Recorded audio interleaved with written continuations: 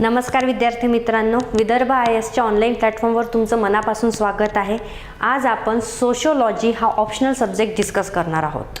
Optional subject आपल्या competitive एक्झामच्या पूर्ण जर्नीमध्ये optional subject हा खूप इम्पॉर्टंट रोल प्ले करतो। थ्रूआउट प्रिपरेशन तुम्हाला विचारला जाणारा इम्पॉर्टंट क्वेश्चन असतो, तुमचा ऑप्शनल कुठला आहे, तुझा ऑप्शनल कुठला आहे, कुठला सब्जेक्ट तो ऑप्शनल म्हणून घेतला आहे। आणि प्रत्येक ॲस्पिरंटच्या मनातही हेच कन्फ्युजन चालू असते की माझा ऑप्शनल सब्जेक्ट कुठला असायला हवा, कुठला सब्जेक्ट माझ्यासाठी बेस्ट राहील, कुठला सब्जेक्ट माझ्यासाठी प्रिपरेशनला इझी राहील किंवा कुठला सब्जेक्ट मला जास्त मार्क्स मिळवून देतील। त्यामुळे थ्रूआउट प्रिपरेशन किंवा थ्रूआउट आपली कॉम्पिटिटिव्ह एक्झामच्या जर्नीमध्ये सर्वात इम्पॉर्टंट पार्ट असतो तो म्हणजे ऑप्शनल सब्जेक्ट। आणि या ऑप्शनल सब्जेक्टवरूनच फार कन्फ्युजन एक ॲस्पिरंट्समध्ये असतात की कुठला बेस्ट आहे, कुठला घेण्याचा आहे, कुठला नाही घेतला पाहिजे किंवा कुठला क्रायटेरिया आपण यूज केला पाहिजे ऑप्शनल सिलेक्ट करत असताना। त्या सर्व क्युरीजचं, या सर्व कन्फ्युजनचं डिस्कशन आज आपण या सेशनमध्ये करणार आहोत। आणि त्यातच आपण डिस्कस करणार आहोत आपला सोशियोलॉजी हा ऑप्शनल, की हा ऑप्शनल तुम्हाला कशा प्रकारे फायदेशीर ठरू शकते, का म्हणून तुम्ही सोशियोलॉजी हा सब्जेक्ट ऑप्शनल म्हणून सिलेक्ट करायला हवा, याचं डिस्कशन आपण आजच्या सेशनमध्ये करणार आहोत। मग ऑप्शनल सब्जेक्ट सर्वात इम्पॉर्टंट असतो, पण ऑप्शनल सब्जेक्ट का इम्पॉर्टंट असतो याचं जर आपण ॲनालिसिस केलं तर हे बघा, हे आपलं एक मेन्सचं एक्झामिनेशनचं एक मार्किंगचं डिस्ट्रीब्युशन आहे। आपल्याला माहित आहे की आपला जो एसे पेपर असतो तो 250 मार्क्सचा असतो। त्यानंतर आपले हे चारही GSचे पेपर असतात, जे प्रत्येक पेपर 250 मार्क्सला असतो। त्यानंतर आपल्याला ऑप्शनलचे 2 पेपर असतात, पेपर 1 250 मार्क्स आणि पेपर 2 250 मार्क्स। अशा करेने आपली जी ग्रँड टोटल बनते ती बनते 1750 मार्क्सची। हा टोटल झाला। मग हे टोटल मार्क्समधून आपला जो आहे नंबर लागत असतो, आपल्याला स्कोअर करायचा असतो आणि आपण मेन्स क्लासिफाय करतो। परंतु आपण याचं जर स्मार्टली एक ॲनालिसिस केलं किंवा स्मार्टली आपण या सर्व गोष्टींकडे बघितलं तर ॲनालिसिस करत असताना आपण जो इनपुट आउटपुट क्रायटेरिया यूज करतो। इनपुट आउटपुट क्रायटेरिया नेमका काय असतो? इनपुट म्हणजे काय की एखाद्या सब्जेक्टसाठी आपण किती टाईम इन्व्हेस्ट करत आहे, आपण किती मेहनत इन्व्हेस्ट करत आहे, किती थरोली एक सब्जेक्ट आपण प्रिपेअर करत आहे, आणि या सर्व इनपुट आपण दिल्यानंतर त्यातून मिळणारा आउटपुट काय आहे, म्हणजे तुम्हाला किती मार्क्स मिळत आहे, तुमचा स्कोअर किती वाढतोय, तुम्हाला तो फायदेशीर ठरत आहे की नाही। एखाद्या सब्जेक्टला जर तुम्ही 2 महिने 3 महिन्याचे प्रिपरेशन देत आहे, मग एवढा इनपुट दिल्यानंतर त्यातून मिळणारा आउटपुटही तेवढा असायला पाहिजे, तुमचं स्कोरिंग आलं पाहिजे, तुमचे क्वेश्चन डील झाले पाहिजे। या सर्वांचा जो एक अंदाज आपण घेतो, या सर्वांचा ॲनालिसिस जो करतो आपण, त्याला इनपुट आउटपुट क्रायटेरिया म्हणतो। हाच क्रायटेरिया जर आपण स्मार्टली या मार्क्स डिस्ट्रीब्युशनमध्ये बघितला तर आपल्यासाठी सर्वात महत्त्वाचे 3 सब्जेक्ट ठरतात। ते म्हणजे एसे, त्यानंतर दुसरा आहे ऑप्शनल आणि त्यानंतरचा आहे GS4। हे असे 3 सब्जेक्ट आहेत जे तुम्हाला हाय स्कोर मिळवून देण्यासाठी मदत करतील किंवा तुमचं एक बेस्ट स्कोरिंग तुम्हाला येण्याचा जर चान्सेस असतील तर ह्या 3 सब्जेक्टमध्ये आहे। मग बाकी GSमध्ये का नाही? तर बघा, GS1 जर आपण कन्सिडर केला, GS2 आणि GS3 ह्याचा जर आपण सिलेबस बघितला तर याचा सिलेबस हा सर्वांना कॉमन आहे। तुमचे माझ्यासारखे जेवढेही ॲस्पिरंट असतील ते सर्व या 3ही सब्जेक्टचा प्रिपरेशन करणार आहे। सर्व सब्जेक्टसाठी जवळपास सारखं स्टडी मटेरियल यूज आहे किंवा ज्या पद्धतीचे स्टडी मटेरियल सर्व ॲस्पिरंट यूज करतात त्यामध्ये सिमिलॅरिटी असते। त्यानंतर याचा करंट अफेअरचा पोर्शन सर्वांना सिमिलर आहे। जे करंट अफेअर्सचे मॅगझिन्स आहेत, जे करंट अफेअरचा यूज केला जातो, न्यूजपेपर एडिटोरियलचा यूज केला जातो, तोही सर्वांकडून समान यूज केला जाते। त्यामुळे या 3ही GSचे अभ्यास करण्याची जी एक पद्धत आहे किंवा जी मेथड आहे ही सर्व ॲस्पिरंटची जवळपास सारखी असते। आणि हे सारखं असल्यामुळे यातून मिळणारा जो आउटपुट आहे तोही जवळपास एक सेम लेव्हलचा ॲव्हरेज देते। म्हणजे या 3ही सब्जेक्टमध्ये मिळणारे जे मार्क आहे किंवा वेगवेगळ्या ॲस्पिरंट्सना जेही मार्क मिळतात त्याचा एक सिमिलर ॲव्हरेज आपल्याला मिळतो, कारण प्रिपरेशन सेम असते, आपला इनपुट सारखा असतो, त्यामुळे आउटपुटमध्ये देखील जास्त प्रकारात व्हेरिएशन्स आपल्याला दिसून येत नाही। एक ॲव्हरेज लिमिट आहे, त्या ॲव्हरेज लिमिटमध्ये जवळपास सर्वांना मार्क मिळत असतात। मग असे कुठले सब्जेक्ट आहे की ज्यामुळे ॲस्पिरंट वाईज, इंडिव्हिज्युअल वाईज मार्कांचं व्हेरिएशन होऊ शकतो किंवा तुम्ही तुमचा बेस्ट दाखवू शकतो किंवा तुम्ही तुमच्या पद्धतीने त्यामध्ये जास्त स्कोर करू शकतो, तर ते सब्जेक्ट आहेत 3। आता बघा, एसे एसे प्रत्येक ॲस्पिरंटचा एसे लिहिण्याची पद्धत, त्याचा एसे लिहिण्याचा फॉर्मॅट, त्याचं एसे टॉपिकचं सिलेक्शन हे वेगवेगळं असते. प्रत्येकाची मांडणी, ज्याला आपण म्हणतो की ॲन्सर रायटिंगचं प्रेझेंटेशन, हे वेगळं असते. त्यामुळे इथे प्रत्येक इंडिव्हिज्युअल, प्रत्येक ॲस्पिरंट स्वतःच्या ॲबिलिटीनुसार वेगवेगळा स्कोअर करतो. सेम तुमचा क्रायटेरिया असतो GS4मध्ये. GS4 जो आपल्याला इथिक्सचा पेपर आहे, त्या इथिक्सच्या पेपरमध्ये देखील आपल्याला अनेक केस स्टडीज असतात, आपल्याला अनेक एक्झाम्पल देऊन ॲनालिसिस करायचं असतो. तर यामध्ये देखील ॲस्पिरंट टू ॲस्पिरंट व्हेरिएशन असते. ज्या पद्धतीने केस स्टडीज प्रत्येक ॲस्पिरंट डील करतो किंवा ज्या पद्धतीचे तो एक्झाम्पल देतो, त्यामुळे एखादा ॲस्पिरंट हे चांगले मार्क मिळवतो, एखाद्या ॲस्पिरंटला कमी मार्क पडतात. मग यामध्ये देखील मार्कांचं व्हेरिएशन्स आहे. आणि तुमचा ऑप्शनल सब्जेक्ट, प्रत्येक स्टुडंटचा किंवा प्रत्येक ॲस्पिरंटचा ऑप्शनल सब्जेक्ट हा वेगळा असतो.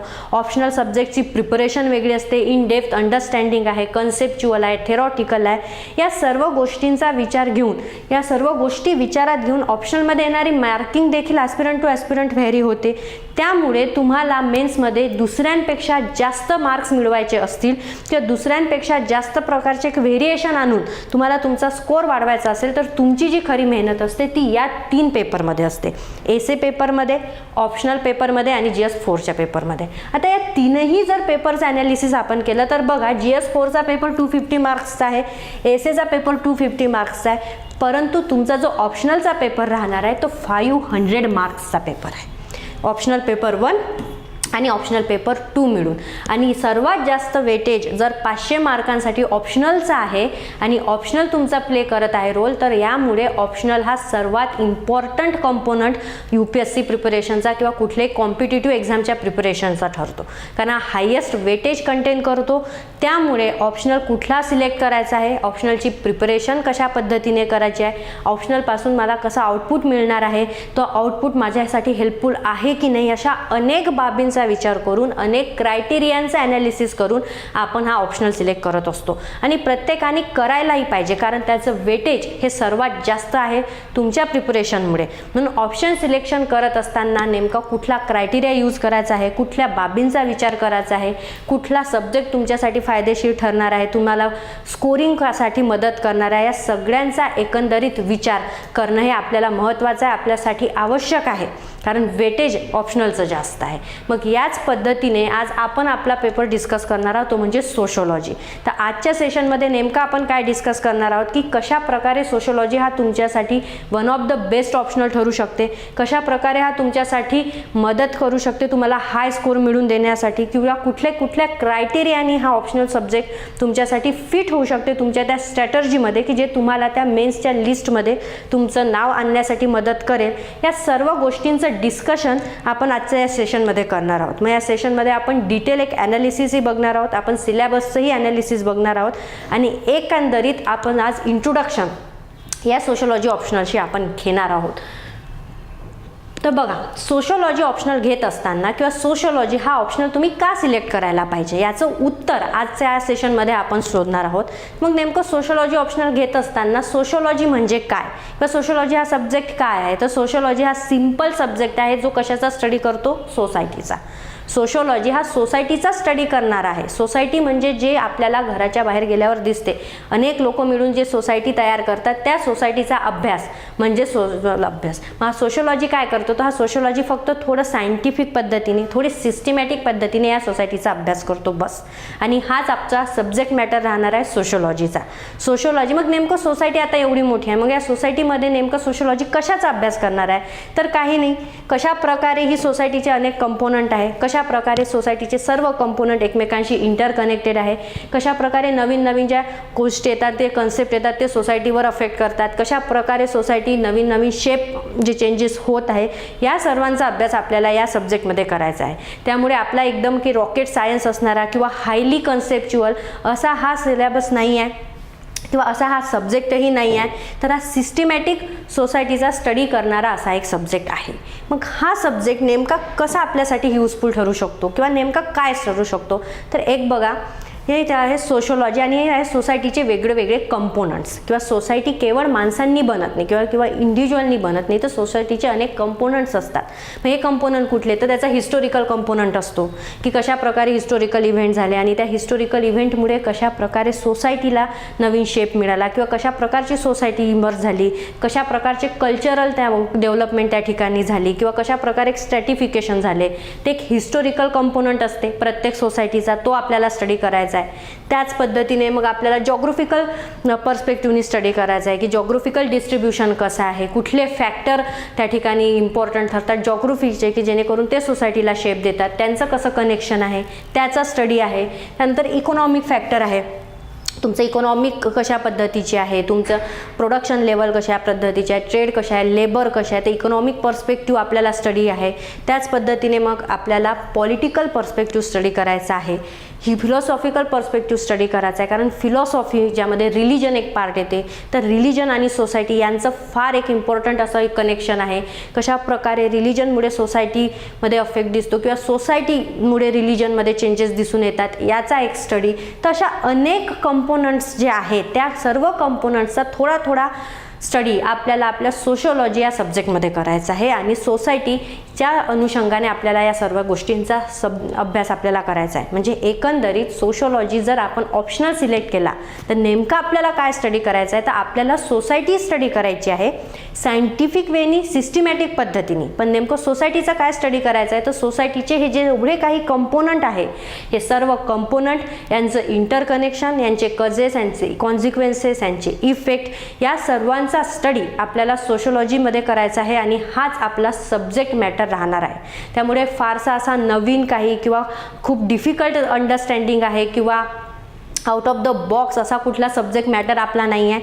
जे आपल्याला डे टू डे आहे किंवा जे काही तुमच्यासाठी कॉमन कंपोनंट्स आहे त्याचा स्टडी आपल्याला या ठिकाणी करायचा आहे. मग हा बेस्ट ऑप्शनल कसा काय ठरू शकतो, तर याचं जर ॲनालिसिस केलं तर बघा, सोशोलॉजी हा फार ट्रेंडिंगमध्ये येणारा ऑप्शनल आहे. तुम्ही जर एकदा 4-5 वर्षातील टॉपर्सचे टॉक बघितले किंवा तुम्ही एक रिसर्च केला, तर जे टॉप 10 स्टुडंट असतात किंवा टॉप 10 ॲस्पिरंट असतात ज्यांनी UPSC एक्झाम क्लिअर केली आहे, त्यांच्यापैकी कमीत कमी 5 लोकांचा ऑप्शनल हा सोशोलॉजी असतो. त्यामुळे हा फार ट्रेंडिंग आहे. आता तो ट्रेंडिंगमध्ये का बरं आहे, कारण तो हाय स्कोरिंग आहे. जास्तीत जास्त स्कोर या सोशोलॉजी ऑप्शनल थ्रू आपल्याला अटेंड करता येते, त्यामुळे तो ट्रेंडिंगमध्ये आहे. जास्तीत जास्त ॲस्पिरंट सोशोलॉजी ऑप्शनलला ॲडॉप्ट करत आहे. मग हा हाय स्कोरिंग म्हणजे किती, तर जवळपास 500 पैकी 350 पर्यंत स्कोरिंग हा सोशोलॉजी ऑप्शनलमध्ये आपल्याला सिक्युअर करता येतो. इतका स्कोरिंग हा सब्जेक्ट आहे आणि त्यामुळे याचं इम्पॉर्टन्स जास्त आहे आणि जास्तीत जास्त ॲस्पिरंट सोशोलॉजीला ॲज देअर फिटेस्ट ऑप्शनल म्हणून कन्सिडर करतात. मग असं कुठले घटक आहे की जे त्याचं हाय स्कोरिंग ॲबिलिटीज दाखवतात, तर आपण वन बाय वन त्या डिस्कस करू. आपली पहिली गोष्ट आहे, हे बघा की याचा जो सिलेबस आहे हा कम्पॅरेटिव्हली शॉर्ट आहे. जनरली ऑप्शनल सब्जेक्ट जे असते त्यांचे सिलेबस हे फार वास्ट असते as compare to other GS subject. कारण इन डेप्थ एक थरोली ॲनालिसिस आपल्याला आपल्या ऑप्शनल सब्जेक्टचं पाहिजे असते. त्यामुळे ऑप्शनल आणि डेफिनेटली हा 500 मार्कांसाठी विचारला जाणारा सब्जेक्ट आहे, त्यामुळे त्याचं ॲनालिसिस, त्याचं सिलेबस हा देखील मोठा असतो. परंतु आपला जो सोशोलॉजी हा जो ऑप्शनल आयोगाने आपल्याला दिला आहे, या सोशोलॉजी ऑप्शनलचा एक प्लस पॉईंट असा आहे की आपला सिलेबस हा कम्पॅरेटिव्हली शॉर्ट आहे. तुम्ही बाकी ऑप्शनल सब्जेक्ट जर याला कम्पेअर केलं तर तुमच्याच लक्षात येईल की आपल्याला मेनली 10 युनिट आपल्या दोन्ही पेपरमध्ये, पेपर 1मध्ये 10 युनिट आहे आणि पेपर 2मध्ये 10 युनिट आहे. त्यामुळे आपला सिलेबस कमी आहे. मग सिलेबस कमी असण्याचा फायदा काय, तर हा कमी ड्युरेशनमध्ये कव्हर होणारा ऑप्शनल सब्जेक्ट तुमच्यासाठी ठरू शकतो. तुम्हाला 4 महिने 5 महिने डेडिकेटेडली अभ्यास करायची गरज नाही. तुम्ही हार्डली 3 ते 4 महिन्यात हा आपला तुमचा ऑप्शनल सब्जेक्ट तुम्ही प्रिपेअर करू शकता. सिलेबस कमी असल्याच्यानं त्यामध्ये जे टाईम अलोकेशन आहे तेही तुमचं कमी राहणार आहे. त्यामुळे तुम्ही बाकी वेळ इतर सब्जेक्टच्या प्रिपरेशनसाठी देऊ शकता. हा याचा सर्वात मोठा प्लस पॉईंट आहे. आणखी जर विचार करायचा झाला तर यांचं रिलेव्हन्स आपण बघतो की UPSCचा एकंदरीत अभ्यास करत असताना आपला जो सिलेबस आहे किंवा आपला जो स्टडी आहे हा खूप मोठा होऊन जाते. कारण आपल्याला सगळे कंपोनंट, सगळे सब्जेक्ट आपल्याला कव्हर करायचे असतात. मग असं करत असताना आपला जो एक पॅटर्न असते स्टडीचा तो असतो की आपल्याला आपला अभ्यास हा लिमिट करायचा आहे. आपल्याला आपला स्टडी कमी करायचा आहे, जेणेकरून कमीत कमी वेळात आपण जास्तीत जास्त तो सब्जेक्ट प्रिपेअर करू शकू, रिवाईज करू शकू आणि त्याची प्रॅक्टिस करू शकू. शकू. त्यामुळे इथे जर आपण सोशोलॉजीचा जर विचार केला तर सोशोलॉजी ऑप्शनल सब्जेक्ट जर तुम्ही घेतला आणि सोशोलॉजीचा आपण अभ्यास करतो तेव्हा त्याचा सर्वात जास्त हेल्प एसे रायटिंगमध्ये होते. किंवा एसेचे जे काही 4 टॉपिक्स येतात त्यापैकी कंपल्सरी एक टॉपिक हा सोशल बेसवर असतो किंवा सोशल इश्यूचे रिलेटेड तुम्हाला एक एसे लिहायचा असतो. जर सोशोलॉजीच्या अभ्यासामध्ये आपलं एक डिटेल ॲनालिसिस सोशोलॉजीचं असलं, एक सोशोलॉजीचं अंडरस्टँडिंग असलं, सोसायटीचं अंडरस्टँडिंग असलं तर इथला अभ्यास हा तुमचा एसे रायटिंगमध्ये कामात येऊ शकते. एखादा एसे लिहत असताना सोसायटीचा कन्सेप्ट किंवा सोसायटीचा एखादा स्ट्रॅटिफिकेशनचा कन्सेप्ट म्हणा किंवा रिजनलिझमचा कन्सेप्ट म्हणा किंवा कम्युनलिझमचा कन्सेप्ट म्हणा किंवा कास्ट सिस्टीमचा कन्सेप्ट म्हणा, असे काही जे अंडरस्टँडिंग कन्सेप्च्युअल अंडरस्टँडिंग आपली आहे ती अंडरस्टँडिंग आपण एसे रायटिंगमध्ये पण यूज करू शकतो. त्यामुळे तुमचा हा अभ्यास एसे रायटिंगमध्ये देखील कामात येणार आहे. त्याच पद्धतीने इव्हन इन द इंटरव्ह्यूसाठीही सोसायटीचा अभ्यास तुमच्यासाठी हेल्पफुल ठरतो. कशा पद्धतीने किंवा इंटरव्ह्यूमध्ये विचारला गेणारा पहिला प्रश्न असतो की तुम्हाला IAS का व्हायचं आहे आणि तेव्हा मॅक्झिमम लोकांचा आन्सर असते की I am willing to serve the society, मला सोसायटीसाठी काम करायचं आहे, मला सोसायटीच्या लोकांसाठी काम करायचं आहे. मग अशा प्रकारची उत्तरं देत असताना आपल्याकडून अपेक्षा असते की आपल्याला एक सोसायटीचं अंडरस्टँडिंग असणं आवश्यक आहे आणि सोसायटीचं अंडरस्टँडिंग हे आपल्याला सोशोलॉजीच्या अभ्यासातून ऑलरेडी आलेलं असते आणि त्या ठिकाणी सोशोलॉजीच्या अभ्यासातून जे अंडरस्टँडिंग आलेलं आहे ते अंडरस्टँडिंग आपल्याला इंटरव्ह्यूचे क्वेश्चन टॅकल करतानाही होते. जेव्हा आपण मग इंटरव्ह्यूचे एक्झाम्पल देऊ किंवा इंटरव्ह्यूमध्ये जे क्वेश्चन आपण टॅकल करू तेव्हा आपल्याला सोसायटीचं अंडरस्टँडिंग हे त्या ठिकाणी कामात येईल. तिथलेही आपण क्वेश्चन टॅकल करू शकतो. त्याचप्रमाणे आपल्या सर्व GSमध्ये देखील सोशोलॉजीचा सिलेबसचे कंपोनंट तुम्हाला दिसून येतील. जर आपण 1 बाय 1 बघितलं GS 1, आता GS 1 मध्ये आपल्याला हिस्ट्री आहे, GS 1 मध्ये आपल्याला जॉग्राफी आहे, GS 1 मध्ये आपल्याला सोशल इश्यू आहे. तर सोशोलॉजीचा अभ्यास तिथेही आपल्या कामात येणार आहे. हिस्ट्रीचा सोशोलॉजीशी कसा रिमेश तर बघा की एन्शंट काळापासून ते इव्हन मॉडर्निटीपर्यंत किंवा इंडिपेंडन्सपर्यंत आपली सोसायटी कशा प्रकारे चेंज होत गेली, फ्रीडम मुवमेंटचा कशा प्रकारचा अफेक्ट आपल्या सोसायटीवर झाला किंवा अनेक सोशल रिफॉर्म मुवमेंट्स झाल्या किंवा ट्रायबल मुवमेंट झाल्या, त्यांनी कशा प्रकारे सोसायटी चेंज झाली, एक वेस्टर्न इम्पॅक्ट इंडियन सोसायटीवर कशा पद्धतीचा आला किंवा जे काही युरोपियन ॲडव्हेंचर झाले आपल्या देशामध्ये किंवा जे युरोपियन जे काही कुठल्या सत्ता आपल्या देशात आला तर त्यांचा इम्पॅक्ट आपल्या सोसायटीवर कशा प्रकारे झाला, कशा प्रकारचं एक मिक्सिंग झालं कल्चरचं, या सर्वांचा अभ्यास करत असताना सोशोलॉजीचा अभ्यास आपल्याला हिस्ट्रीमध्ये कामात येतो आणि त्याच प्रकारे हिस्ट्रीचा काही अभ्यास आपल्याला सोशोलॉजीच्याही कामात येणार आहे. असंच जॉग्राफी आहे, सोशल इश्यू आहे, इव्हन GS 2चा पेपर GS 2 मध्ये आपल्याला पॉलिटी हा एक कंपोनंट आपल्याला डिटेलमध्ये स्टडी करायचा आहे. तेव्हा आपल्याला polity, governance, bureaucracy, political structure, power यासारखे कन्सेप्ट स्टडी करायचे आहे. हे कन्सेप्ट आपल्याला सोशोलॉजीमध्ये कामात येणार आहे आणि सोशल पर्स्पेक्टिव्हनी याचा स्टडी हा आपल्याला GS 2 मध्ये देखील कामात येणार आहे. त्याच पद्धतीने GS 3, आता GS 3 मध्ये आपल्याला आहे हार्डली झालं तर सायन्स अँड टेक्नॉलॉजी आहे, इकॉनॉमी आहे. तर इकॉनॉमिक हा एक कंपोनंट आपण सोसायटीमध्ये पण स्टडी करणार आहोत. आपल्याला एक डिटेल युनिट आहे तेव्हा आपल्याला इकॉनॉमीचा एक स्टडी हे सोशोलॉजीमध्ये कामात येणार आहे. त्याच पद्धतीने सायन्स अँड टेक्नॉलॉजी आहे की नवीन नवीन टेक्नॉलॉजीज येत आहेत, त्या टेक्नॉलॉजी कशा प्रकारे सोसायटीवर अफेक्ट करतात, कशा प्रकारे सोसायटीला नवीन शेप देतात. तर अशा प्रकारे सायन्स अँड टेक्नॉलॉजीचा पोर्शन देखील ओव्हरलॅपिंग आहे सोशोलॉजीसोबत. त्याच पद्धतीने GS 4 मध्ये इथिक्स आहे, मॉरल आहे, केस स्टडी आहे. केस स्टडी सॉल्व करताना तुम्हाला सोसायटीचं अंडरस्टँडिंग असणं आवश्यक आहे किंवा सोशल कंपोनंट तुम्हाला माहिती असणं आवश्यक आहे. मॉरल्स काय आहे, व्हॅल्यूज काय आहे, कशा प्रकारे एक ह्युमन बिहेव करते सोसायटीमध्ये. तर अशा पद्धतीने GS 4 सोबत देखील या ऑप्शनलचा सिलेबस ओव्हरलॅपिंग आहे. म्हणून तुम्ही प्रिलिमपासून ते इंटरव्ह्यूपर्यंतचा जरी विचार केला तर सर्व स्टेजेसमध्ये सोशोलॉजी ऑप्शनलचा अभ्यास हा तुमचा बाकी ठिकाणीही कामात येणार आहे, कारण ओव्हरलॅपिंग सिलेबस आपला आहे. तुमचा सिलेबस जर तुम्ही चेक केला तर आपल्या GS 1, 2, 3, 4 चारही पेपरसोबत ओव्हरलॅप करणार आहे. त्यामुळे सोशोलॉजीचा अभ्यास तुम्हाला चारही GSच्या पेपरमध्ये कामात येतील आणि त्या 4 GS पेपरचा अभ्यास तुम्हाला सोशोलॉजीमध्ये कामात येतील. एसे रायटिंगमध्ये आपल्याला हा हेल्पफुल ठरणार आहे, इव्हन इंटरव्ह्यूमध्ये देखील आपल्याला हेल्पफुल ठरणार आहे. आणि ह्या अशा प्रकारे ओव्हरलॅपिंग सिलेबसचा फायदा काय होतो की तुमचा जो अभ्यास आहे तो वाढण्यापेक्षा तुमचा अभ्यास हा लिमिटेड होतो. कमीत कमी अभ्यासात तुमचा जास्तीत जास्त पेपर तुमचे टॅकल होत आहे. सपोज आता तुम्ही सोशोलॉजीचा पेपर लिहित असताना एखादा क्वेश्चन तुम्हाला जर नाही येत आहे किंवा जमत नाही आहे किंवा तुमचा वाचण्यात नाही आला सोशोलॉजीच्या सिलेबसमध्ये, परंतु तुम्हाला इतर जीएसचं नॉलेज आहे किंवा इतर जीएसमध्ये ते वाचण्यात आलं आहे, तर तुम्ही डेफिनेटली सोशोलॉजीचे क्वेश्चन हँडल करू शकता. त्याच पद्धतीने इव्हन जीएसमध्ये आहे की GS2 मध्ये किंवा GS1 मध्ये किंवा कुठल्याही GS पेपरमध्ये असा एखादा क्वेश्चन आला की तुम्ही त्या पद्धतीचा क्वेश्चन तुमचा वाचण्यात नाही आला, पण तुमचा सोशोलॉजीचा अभ्यास आहे, त्यामुळे ह्या अभ्यासाच्या बेसिसवर तुम्ही तेही क्वेश्चन सॉल्व करू शकतात. इव्हन तुम्ही एसे लिहू शकतात किंवा तो सोशल इश्यूवर असतं. तर हा सर्वात मोठा फायदा एक ओव्हरलॅपिंग ऑप्शनलचा असतो की तुमचा लिमिटेड अभ्यासामध्ये तुम्ही मॅक्झिमम युअर स्कोर करू शकतात, मॅक्झिमाइज तुमचा स्कोर करू शकतो, कारण तुम्ही प्रत्येक ठिकाणचा अभ्यासाचा त्या ठिकाणी वापर करू शकता. इव्हन याचा दुसरा प्लस पॉईंट असा आहे की स्टॅबिलिटी अँड प्रेडिक्टेबिलिटी. आता UPSCची परीक्षा म्हटली की हायली अनप्रेडिक्टेबल एक्झाम आपण म्हणतो. दरवर्षी पॅटर्न चेंज होतात, दरवर्षी क्वेश्चनची पद्धत विचारण्याची चेंज होते, टॉपिक चेंज होतात आणि त्यामुळे अभ्यास करत असताना आपला कन्फ्युजन होतो की नेमकं कुठल्या पद्धतीने पद्धत यूज करायची आहे, कशा प्रकारची प्रॅक्टिस करायची आहे. पण असलेले इश्यू आपल्याला सोशोलॉजीमध्ये येणार नाही, कारण एक प्रिव्हियस इयर क्वेश्चन पेपरचं जर आपण ॲनालिसिस केलं तर आपल्या लक्षात येईल की एक स्टॅबिलिटी आहे. काही इम्पॉर्टंट टॉपिक असे आहेत की ज्यावर दरवर्षी आयोग प्रश्न विचारतात, काही थिंकर्स असे आहे की ज्यावर दरवर्षी प्रश्न विचारल्या जाऊ शकतात. त्यामुळे आपण पेपरचा एक अंदाज घेऊ शकतो की नेमके कुठले टॉपिक इम्पॉर्टंट आहे, कुठले टॉपिक आपल्याला थरोली प्रिपेअर करायचे आहे किंवा प्रॅक्टिस करत असताना कशा प्रकारे आयोग क्वेश्चन विचारू शकतो याचा एक अंदाज घेऊन आपण प्रॅक्टिस करू शकतो. त्यानंतर एक प्रेडिक्टेबिलिटी आहे.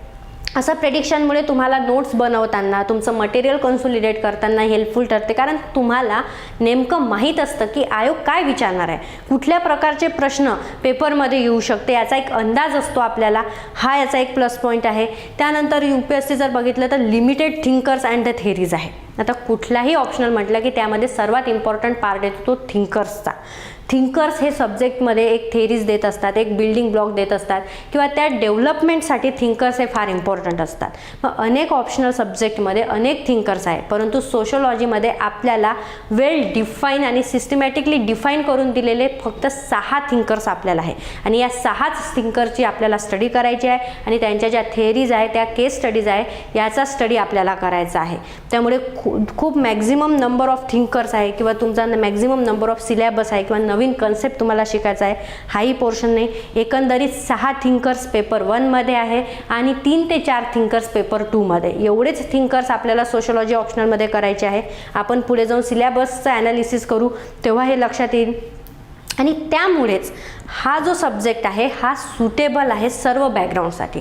आता सोशोलॉजी सब्जेक्टचा जर एकंदरीत विचार केला तर आपल्या लक्षात येतो की सोशोलॉजी हा हायली कन्सेप्च्युअल सब्जेक्टही नाही आहे आणि सोशोलॉजी हा हायली थेरॉटिकली सब्जेक्ट नाही आहे. तर सोशोलॉजीचा जो सिलेबस आहे किंवा सोशोलॉजी हा जो सब्जेक्ट आहे हा वेल बॅलन्स्ड असा सब्जेक्ट आहे. यामध्ये काही 50% थेरॉटिकल असेल तर 50% कन्सेप्च्युअल आहे आणि असा याचा एक नेचर असल्यामुळे हा कुठल्याही बॅकग्राऊंडच्या स्टुडंटला सुटेबल ठरू शकतो. मग तुम्ही इंजिनिअरिंगचे राहा, तुम्ही मेडिकलचे राहा, तुम्ही सायन्स फील्डचे राहा किंवा तुम्ही आर्ट फील्डचे राहा, तुमचं कन्सेप्च्युअल आणि थेरी दोन्ही जर अंडरस्टँडिंग व्यवस्थित असेल तर तुमच्यासाठी हा सोशोलॉजीचा अभ्यास करणं हा फार इझी जाऊ शकतो किंवा फार कमी मेहनतीमुळे मध्येही तुम्ही हा सब्जेक्ट इझिली ॲडॉप्ट करू शकता.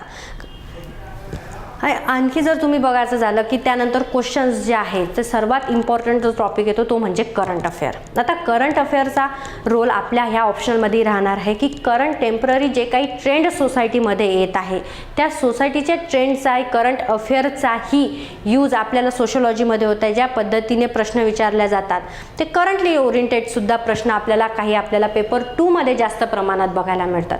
फॉर एक्झाम्पल द्यायचं झालं तर आता रिसेंटली जे वर्क फ्रॉम होम हा कन्सेप्ट पॅन्डेमिकमध्ये, मग त्याच्याशी रिलेटेड क्वेश्चन आपल्या सोशोलॉजीमध्ये राहतील किंवा आर्टिफिशियल इंटेलिजन्स सारखा आहे. मग आर्टिफिशियल इंटेलिजन्स सारखा टॉपिक एक हायली पॉप्युलेटेड कंट्रीसाठी युजफुल ठरणार का याचं एक ॲनालिसिस करा किंवा अशा प्रकारचे क्वेश्चन आपल्या सोशोलॉजीमध्ये फ्रेम होऊ शकतात. किंवा एक सायन्स आणि टेक्नॉलॉजीचा इमर्जिंग ट्रेंड आहे सोशल मीडिया सध्या खूप इम्पॉर्टंट घेत आहे. मग कशा प्रकारे सोशल मीडिया सोसायटीला चेंज करत आहे किंवा कशा प्रकारे इम्पॅक्ट होत आहे, याचे कॉन्सिक्वेन्सेस काय सोसायटीवर होत आहे, अशा प्रकारचे क्वेश्चन देखील सोसायटीमध्ये किंवा सोशोलॉजीमध्ये विचारले जातात. तर अशा प्रकारे करंट अफेअर ओरिएंटेड ही क्वेश्चन सोशोलॉजीमध्ये आपल्याला बघायला मिळते. आणि याच करंट अफेअरसाठी परत तुम्हाला वेगळं काही स्टडी करायची किंवा वेगळं स्टडी मटेरियल यूज करायची गरज नाही आहे. आपण आपल्या नॉर्मल GS सब्जेक्टसाठी जे करंट अफेअरचे मटेरियल यूज करतो, एक्झाम्पल सांगायचं झालं तर आपलं योजना आहे, कुरुक्षेत्र आहे, यासारखे जे मॅगझिन्स आहे, त्यानंतर आपण हिंदू एडिटोरियल वाचतो किंवा इंडियन एक्सप्रेसचे एडिटोरियल वाचतो, तर हेच करंट अफेअरचे मॅगझिन एडिटोरियल आपल्यासाठी सोशल इश्यू टॅकल करायला पण युजफुल ठरतात. कुठल्याही करंट अफेअरच्या मॅगझिन्सचा जर तुम्ही वापर करत असाल किंवा तुम्ही वाचत असाल तर त्यामध्ये सोशल इश्यू नावाचा एक कंपोनंट येते. तर हे सोशल इश्यूज काय आहे? हे सोशल इश्यू म्हणजेच सोशोलॉजीच्या करंट अफेअरचा स्टडी मटेरियल आहे. त्यामुळे आपल्या ऑप्शनसाठी तुम्हाला वेगळं स्टडी मटेरियल कलेक्ट करायचं किंवा वेगळ्या एक करंट अफेअर्सच्या नोट्स बनवायचं का गरज पडणार नाही आहे. इवन तुम्ही जे आपल्या डे टू डे लाईफमध्ये किंवा डे टू डे GSची प्रिपरेशन करत असताना जे करंट मटेरियल यूज करतात त्यातूनच आपला ऑप्शनलचंही करंट अफेअर कव्हर केल्या जाणार आहे. इवन रिलेटेबल स्टडी मटेरियल किंवा अवेलेबिलिटी ऑफ स्टडी मटेरियल. बरेचदा काय होतं की आपण अभ्यास तर करू शकतो किंवा आपल्यामध्ये ती कॅपेबिलिटीज असते, परंतु आपल्याला ते ॲप्रोप्रिएट बुक बघण्यासाठी किंवा नोट्स बघण्यासाठी किंवा प्रिव्हियस इयर क्वेश्चन पेपर आहे किंवा स्टडी मटेरियल आहे याची अवेलेबिलिटी नसल्यामुळे फार इश्यू क्रिएट होते की नेमकं कशातून वाचायचं आहे, काय वाचायचं आहे, याचं तर बुकच नाही आहे किंवा कशातून मी अभ्यास करू, हे करू का, ते करू का. तर असला प्रॉब्लेमही सोशोलॉजीसोबत नाही आहे. वेल डिफाईंड असे वेगवेगळे मार्केटमध्ये तुम्हाला नंबर ऑफ स्टडी मटेरियल मिळून जातील. त्यामुळे जो तुमचा कंप्लीट सिलॅबस कव्हर करून देणार आहे किंवा कंप्लीट एक ॲनालिसिस करण्यासाठी तुम्हाला एक अवेलेबिलिटी भेटून जाईल. अनेक प्रकारच्या नोट्स आहे, सोशल इश्यूज कव्हर केलेले करंट अफेअर्सचे मॉड्यूल्स सेपरेटली सोशोलॉजीसाठी मिळून जातात. टेस्ट सिरीज अवेलेबल आहे सोशोलॉजीच्या. त्यामुळे प्रिपरेशन करत असताना कुठल्याही प्रकारची कमतरता तुम्हाला भासणार नाही. सर्व गोष्टी या ऑप्शनलसाठी अवेलेबल आहे. त्याचं सोशल इश्यूज, न्यूजपेपर रीडिंग आपण हे करतोच आणि तोच अभ्यास आपल्याला इकडेही कामात येणार आहे. आणि हे सर्व क्रायटेरियामध्ये फिट होत असताना ह्या सर्व गोष्टी अवेलेबल आहे. त्यामुळेच सोशोलॉजी हा हाय स्कोरिंग सब्जेक्ट ठरतोय. मी तुम्हाला सुरुवातीलाच म्हटलं की जेव्हा आपण बोललो की ती सोशोलॉजी काय आहे, तर सोशोलॉजी हा पॉप्युलर आहे कारण तो हाय स्कोरिंग आहे. तो का बरं हाय स्कोरिंग आहे? कारण आपण जे डिस्कस केलं ह्या सर्व गोष्टींमुळे तो हाय स्कोरिंग आहे. तुमचा सिलॅबस कमी आहे, ओव्हरलॅपिंग सिलॅबस आहे, प्रत्येक सब्जेक्टमध्ये याचा अभ्यास तुम्हाला कामात येणार आहे आणि बाकीचा अभ्यास देखील तुमचा सोशोलॉजी ऑप्शनलमध्ये कामात येणार आहे. स्टडी मटेरियल तुमच्याकडे अवेलेबल आहे. करंट ओरिएंटेड क्वेश्चन विचारण्याचा ट्रेंड आहे आणि त्यासाठी तुम्हाला वेगळं करंट अफेअर करायचं नाही आहे. जे आपण रेग्युलर GSसाठी करतोय तेच तुम्हाला वापरायचं आहे. आणि सर्वात महत्त्वाचा म्हणजे इझी अंडरस्टँडिंग होणारा हा आपला सब्जेक्ट आहे. हायली थेरॉटिकल नाही आहे, हायली कन्सेप्च्युअल नाही आहे. विदिन 3 to 4 मंथ्स ड्युरेशनमध्ये हा कंप्लीट होणारा असा सिलॅबस आहे. आणि हे सर्व कॅरेक्टरिस्टिक्स असल्यामुळे हा सोशोलॉजी ऑप्शनल तुम्हाला हाय स्कोर मिळवून देण्यासाठी महत्त्वाचा ठरतो. आणि हा हाय स्कोर करून देतो, त्यामुळेच हा सर्वात जास्त पॉप्युलर असा सब्जेक्ट आहे. त्यामुळे सोशोलॉजीला तुम्ही ऑप्शनल सिलेक्ट करत असताना नक्कीच ह्या सर्व गोष्टींचा विचार करू शकता. आणि सर्व गोष्टींचा विचार करत असताना लक्षात येईल की 360 डिग्रीने एखाद्या कॉम्पिटिटिव्ह एक्झामच्या प्रिपरेशनसाठी तुम्हाला सोशोलॉजी हा खरोखर हेल्पफुल ठरू शकतो. आता नेमकं कशाच्या बेसिसवर आपण हे बोलतोय, तर हे बोलण्यासाठी मी तुम्हाला सिलॅबस दाखवते. नेमकं सोशोलॉजीचा सिलॅबस काय आहे बघा. सिलॅबसचा बघितल्यानंतरच तुम्हाला एक अंदाज येईल की नेमका हा सब्जेक्ट काय आहे किंवा किती मेहनत आपल्याला या सब्जेक्टसाठीच लागणार आहे. तर हा सोशोलॉजीचा पेपर 1 आहे. पेपर 1मध्ये आपल्याला सोशोलॉजी ॲज अ डिसिप्लिन किंवा फंडामेंटल्स ऑफ सोशोलॉजी बघायचं आहे की जनरलाइज कन्सेप्ट काय आहे, सोशोलॉजीच्या जनरलाइज्ड थेअरी काय आहे, कशा प्रकारे sociology as a branch emerge झाली.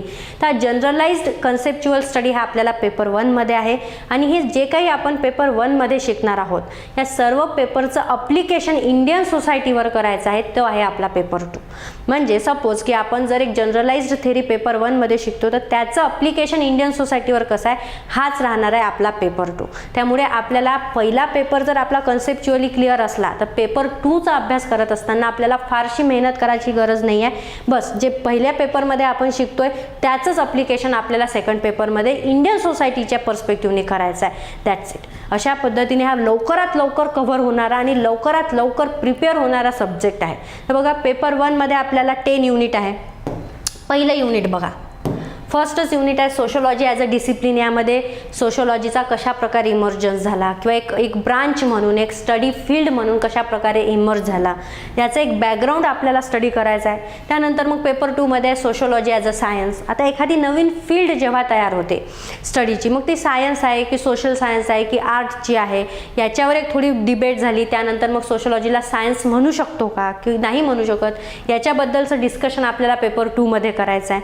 मग आता पेपर 3 बघा की जर सोशोलॉजी सायन्स आहे असं जर आपण म्हणतोय, तर मग सायन्सच्या सब्जेक्टची एक रिसर्च असते, मेथड्स असते, त्याचं एक ॲनालिसिस करायची एक पद्धत असते. मग त्याच पद्धतीने सोशोलॉजीमध्ये कुठल्या कुठल्या रिसर्च मेथड आहे, सोशोलॉजीचं कशा प्रकारचं ॲनालिसिस करायचं आहे, कुठलं पॅटर्न आहे, कुठल्या मेथड्स फॉलो करायचं आहे, याचं डिस्कशन आपल्याला युनिट 3 मध्ये करायचं आहे. आणि चौथा युनिट आहे जो सर्वात इम्पॉर्टंट युनिट असतो कुठल्याही ऑप्शनलचा, तो आहे सोशोलॉजिकल थिंकर्स. तर जसं मी तुम्हाला आधीच सांगितलं की आपल्याला लिमिटेड 6च थिंकर्सचा स्टडी आपल्याला सोशोलॉजीमध्ये करायचा आहे. त्यामध्ये 6 म्हणजे कार्ल मार्क्स आहे, इमाईल डर्खीम आहे, वेबर आहे, पार्सन आहे. तर यासारखे सोशल थिंकर्स आणि त्यांनी दिलेल्या थेरीज, त्यांच्या असलेल्या केस स्टडीज, याचा आपल्याला स्टडी करायचा आहे. नंतर युनिट 5 आहे जो स्ट्रॅटिफिकेशन आणि मोबॅलिटी. मग स्ट्रॅटिफिकेशन आणि मोबॅलिटी कन्सेप्ट काय आहे की सोसायटी अनेक वेनी क्लासिफाईड झालेली आहे, कास्टच्या बेसिसवर, रेसच्या बेसिसवर. त्यानंतर फंडामेंटल अनेक ग्रुप्स आहे, जेंडर आहे, इथनिसिटी आहे. तर हे कशा प्रकारे क्लासिफिकेशन होते, का बरं सस्टेंड होते, का बरं इक्वॅलिटी नाही मेंटेन होत, तर याचं एक डिस्कशन आपल्याला ह्या युनिटमध्ये करायचं आहे. आणि 6 नंतर जे मी तुम्हाला कंपोनंट म्हणत होती सुरुवातीपासून की ओव्हरलॅपिंग आपला जो सिलेबस आहे तो कसा आहे, तर तुमच्या इथून लक्षात येईल बघा. 6th युनिट आहे आपलं वर्क्स अँड इकॉनॉमिक लाईफ. या वर्क्स आणि इकॉनॉमिक लाईफमध्ये तुम्हाला कम्प्लिटली इकॉनॉमीचा स्टडी करायचा आहे, परंतु तो सोशोलॉजिकल पर्स्पेक्टिव्हनी करायचा आहे. जे तुम्ही इकॉनॉमीमध्ये शिकले बघा, ऑर्गनायझेशन्स ऑफ वर्क कशा प्रकारे, feudal society, industrial society, capitalist society, formal informal organisation, त्यानंतर लेबर आहे, ट्रेड युनियन आहे. हे जे काही तुम्ही इकॉनॉमीमध्ये स्टडी केला असेल याचा स्टडी आपल्याला परत या ठिकाणी करायचा आहे सोशोलॉजिकल पर्स्पेक्टिव्हनी. त्यानंतर आपला 7th युनिट बघा politics and society. Politics and सोसायटीमध्ये आपल्याला परत तेच आहे की जो सोशोलॉजिकल थेरीज ऑफ पॉवर, की पॉवर कशा प्रकारे एखाद्या व्यक्तीला दिली जाते किंवा पॉवरच्या थेरीज काय आहे, नेशन काय आहे, state, citizenship, democracy, agitation, social movement कशाला म्हणतात, ब्युरोक्रेसी काय आहे, प्रेशर ग्रुप काय, या सर्वांचा अभ्यास तुम्ही GS2 या पेपरमध्ये केला असेल.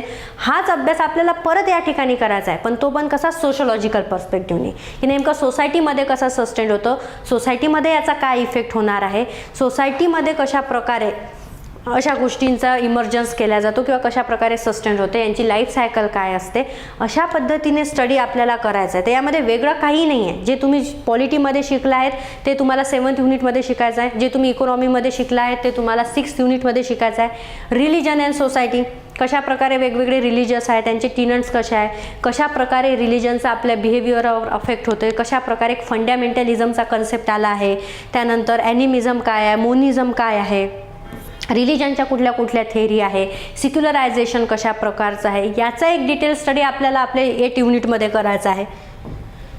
त्यानंतर सिस्टीम ऑफ किनशिप हा सर्वात इंटरेस्टिंग गोष्ट आहे. त्यानंतर social changes in modern society, की जसं जसं सोसायटी चेंज होत जाते किंवा मॉडर्निटी येत जाते, मग कशा प्रकारे सोसायटी चेंज होते किंवा कशा प्रकारे त्याचा अफेक्ट केला जातो, याचा आपल्याला स्टडी या युनिट 10 मध्ये करायचा आहे. आणि हाच आपला एक आहे पेपर 1.